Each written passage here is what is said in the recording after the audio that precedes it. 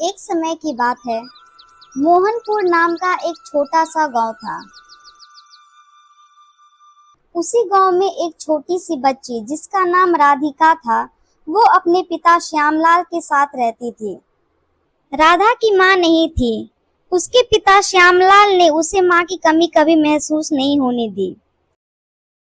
राधिका के पिता श्यामलाल गांव के जमींदार के खेतों पर मजदूरी करते थे। श्यामलाल जी सुबह जल्दी उठकर खाना बनाते, फिर राधिका को तैयार कर स्कूल भेजते। राधिका गांव के स्कूल में तीसरी कक्षा में पढ़ती थी। दोपहर को श्यामलाल जी खाना खाने घर आते। उसी समय वो राधिका को स्कूल से लाते और उसे भी खाना खिलाते। बाद में राधिका बच्चों के साथ खेलने में लग जाती और श्यामलाल जी वापस अपने काम पर चले जाते थे। इसी तरह उन दोनों के दिन बीत रहे थे। एक दिन की बात है। स्कूल से आने के बाद राधिका को बहुत तेज प्यास लगती है। वह श्यामलाल को बोलती है, पापा मुझे बहुत प्यास लगी है, लेकिन घर में एक बूंद भी पानी नहीं है। श्यामलाल जी ने कहा, बेटी मैं अभी पानी भर कर लाता हूँ, तुम थोड़ी देर इंतजार कर लो।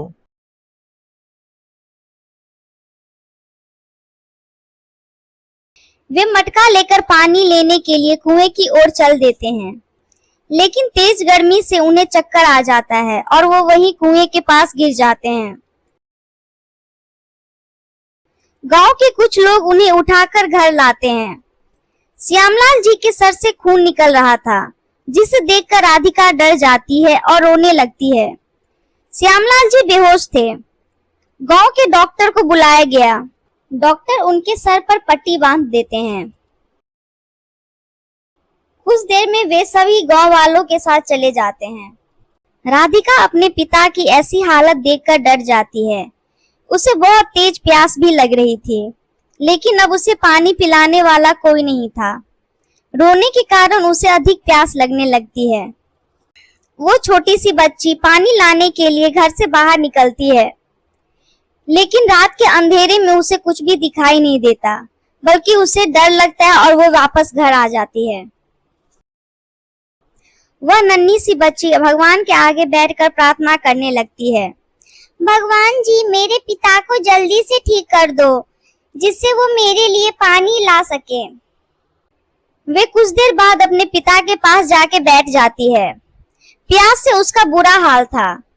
राधिका को लगा कि वो प्यास से मर जाएगी। इधर उसके पिता भी बेहोश पड़े थे। धीरे धीरे समय बीत रहा था। अब प्यास के मारे राधिका बेहोश होने लगी थी। वो धीरे धीरे भगवान को पुकार रही थी, भगवान जी पानी भिजवा दो, नहीं तो मैं मर जाऊंगी। राधिका लेटे लेटे ऐसे ही बड़बड़ा रही थी। उसकी आंखें बंद हो रही थी। आज उस छोटी सी बच्ची को अपनी माँ की बहुत याद आ रही थी। काश माँ होती तो मुझे पानी पिलाती, खाना भी खिलाती। आज तो न खाना मिलेगा न पानी। उसी रास्ते से साधुओं की एक टोली भजन गाती हुई निकल रही थी।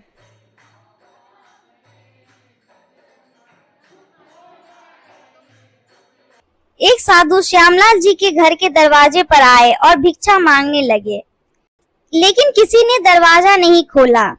साधु वापस जाने ही वाले थे, तभी उनके कानों में राधिका की आवाज आई, भगवान जी पानी भिजवा दो। साधु ने दरवाजे को धकेला तो वो खुल गया। उन्होंने देखा एक बच्ची जमीन पर पड़ी हुई है। उन्होंने अन्य साधुओं को आवाज दी और अंदर आकर राधिका को पानी पिलाया। राधिका को कुछ होश आया। फिर उनमें से एक साधु ने राधिका को खाने के लिए दिया, जिसे खाकर राधिका ने पानी पिया। साधु ने पूछा,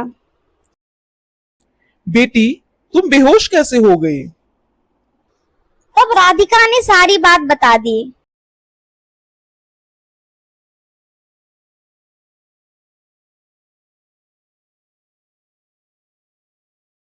फिर राधिका ने पूछा, आप भगवान हैं या भगवान जी ने आपको भेजा है? मैंने तो उनसे ही कहा था। यह सुनकर साधु मन ही मन मुस्कुराए और उन्होंने कहा, हाँ बेटी, यही समझ लो, भगवान जी ने ही हमें भेजा है। जब तक तुम्हारे पिता ठीक नहीं हो जाते, मैं तुम्हारी देखभाल के लिए यही रहूंगा। बाकी साधु आगे चले जाते हैं। अगले दिन सुबह जब श्यामलाल जी को होश आता है तो वो साधु बाबा का धन्यवाद करते हैं, उन्होंने उनकी बच्ची की जान बचाई। साधु बाबा कहते हैं, तुम्हारी बच्ची की सच्ची भावना के कारण ही हम यहाँ आ पाए। यह सब भगवान की लीला है। साधु बाबा श्यामलाल को एक रुद्राक्ष देते हुए कहते हैं, यह लो, यह रख लो। जब तक यह तुम्हारे घर में रहेगा, तुम्हें कोई परेशानी नहीं आएगी। इसके बाद साधु बाबा वहां से चले गए। श्यामलाल जी ने राधिका को बोला, बेटा, तेरी प्रार्थना भगवान ने सुन ली। अगर तुझे कुछ हो जाता तो मैं अपने आप को कभी माफ नहीं कर पाता। यह कहकर श्यामलाल जी ने राधिका को अपने गले से लगा लिया। श्यामलाल जी ने साधु से मिला रुद्राक्ष पूजा के मंदिर में रख लिया। उसके बाद तो उनके दिन बदल गए। जमींदार ने श्यामलाल जी के काम से खुश होकर उन्हें थोड़ी सी जमीन दे दी, जिसपे श्यामलाल खेती करने लगे। अच्छी फसल होने के कारण वह दुगने दाम पर बिक गई। इसी तरह खेती करते करते उन्होंने ज्यादा जमीन खरीद ली। अब वे मजदूरों से काम करवाते और फसल को शहर में बेचते, जिससे अच्छा पैसा मिलता था। फिर श्यामलाल जी ने बड़ा सा घर बना लिया, जिसमें कई नौकरानी रख ली, जो राधिका की देखभाल करती थी। इस तरह एक बच्ची की पानी की प्यास ने उन्हें जीवन का हर सुख दे दिया।